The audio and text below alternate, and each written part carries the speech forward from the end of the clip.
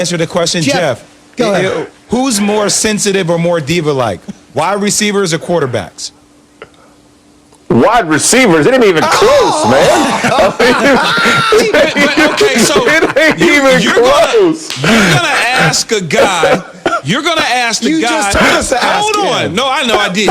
But you're gonna really think to ask this guy who protected quarterbacks for a damn living. Who's more sensitive? You're going to ask him that, and you really think he's going to go against QBs and Peyton Manning? Peyton Manning, one of his best friends, man. You think he's going to give you the goods on Peyton Manning and Aaron Rodgers? Come on, stop. Sounds sensitive, Key. No, I'm not sensitive. I'm joking. Jeff knows. Hey, listen.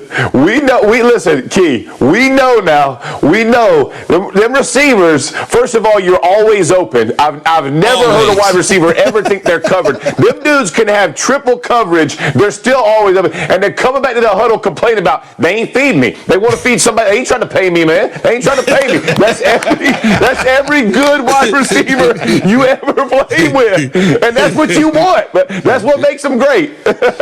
Oh, going back to the huddle and saying those things.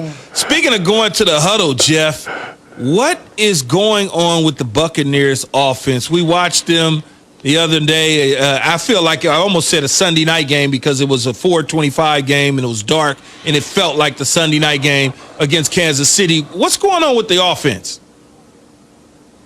Listen, this is an offense that's predicated on protection first, right? Like when you think about the style that Bruce Arians has run and really what Tom Brady ran in New England is everything was based around protection, and you're just not seeing it right now. There's too many free rushers coming through.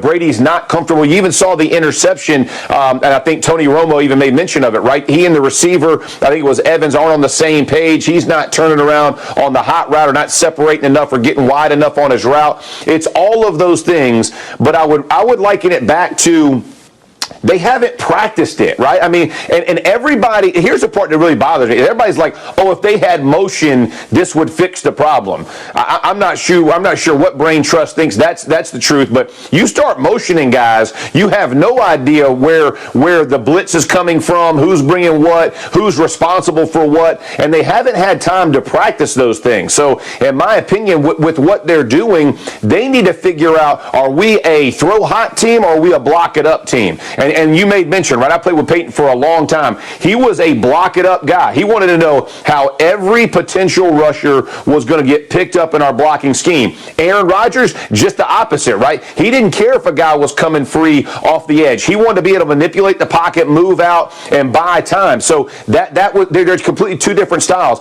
But I can tell you this about Tom Brady. He ain't a move it out of the pocket guy. That guy is 4 yards behind the center, and he's a statue. So you better figure out how to block this thing up and help this offense, because you can't make the throws down the field, and he's already not accurate doing it anyway, but you can't make those throws if there's guys in your face and trying to make those plays. It just doesn't fit. This week in the bye week, man, they got to work on that thing. I think that's really where it starts. Jeff, it just feels like every time I watch Tom in the past, when he had a legit running game in the play action, it just helped relieve, right? And he wasn't throwing a lot of deep balls too. How much of this do we need to put on Bruce Arians?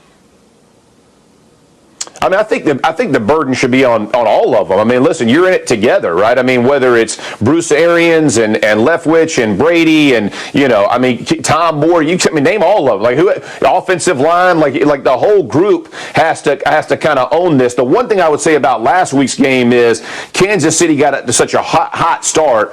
It was tough to even get the run game going, right? Because you're playing from such a deficit. But, they had 5 rushes the week before. I think it was the lowest ever in NFL history. Again, that's not going to bode well for this type of offense. And you make a great point. If you're going to have 2 tight end sets, at some point you have to be physical. You got to set the run game up. And they're not doing a good job. And I feel like it's one of those things, Jay, where they try to force what's just not there, right? And I don't care what kind of receiving core you have. At some point, you have to find rhythm. And when it's 3 and out and turnover, and you see guys, you see the pressure kind of that Brady's feeling and everybody's feeling. I mean, just look at how dejected he looks on the sideline. Like, that's not what you're used to, right? You're used to a guy coming over, hey, we're going to fix the problems. They're not doing that right now as a group, and I think they should all share in the burden. Oh, I had Evan in my ear. Sorry. That was our producer, Jeff. I'm sorry. I had our producer in my ear, and I was trying to listen to him and listen to you at the same time. Let me ask you about last night, though. What did you see from Carson Wentz to that offensive line of the Philadelphia Eagles? We know, well documented, they've had 10 different exchanges and groups and all those sort of things. They lead the league. We get all that. But what did you see from the quarterback? Yeah, he is not helping his own situation, right? So when you're getting sacks, that's offensive line, it's running backs, it's receivers running routes when they're supposed to break their routes off. But there's I don't think Wentz is confident in the game plan being called, so he's hesitant on the throws, right? And then he's been inaccurate on top of that. So now he doesn't want to let it go. He's trying to protect the football and not turn it over. Y'all made the joke about Levy, predicting an interception, and it's true, and I think Wentz feels that. So what's he going to do? He's going to hold the ball and just eat it, right, and take sacks. So you're going to see those sack numbers go up.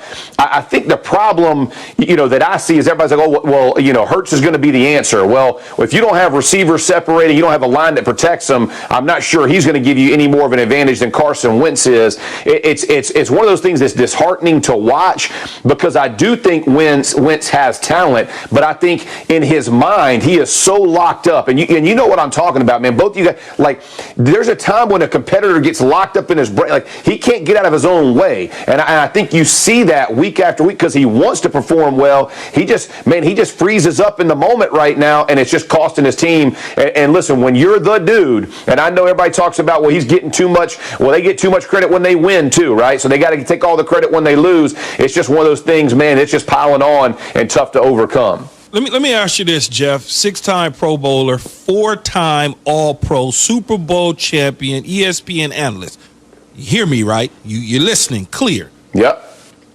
Who's responsible for those lack of weapons, players that are on the field? Is it the general manager and Howie Roseman, or is it the development from the head coaches and position coaches? Because these kids that are coming out of college didn't forget how to play football overnight.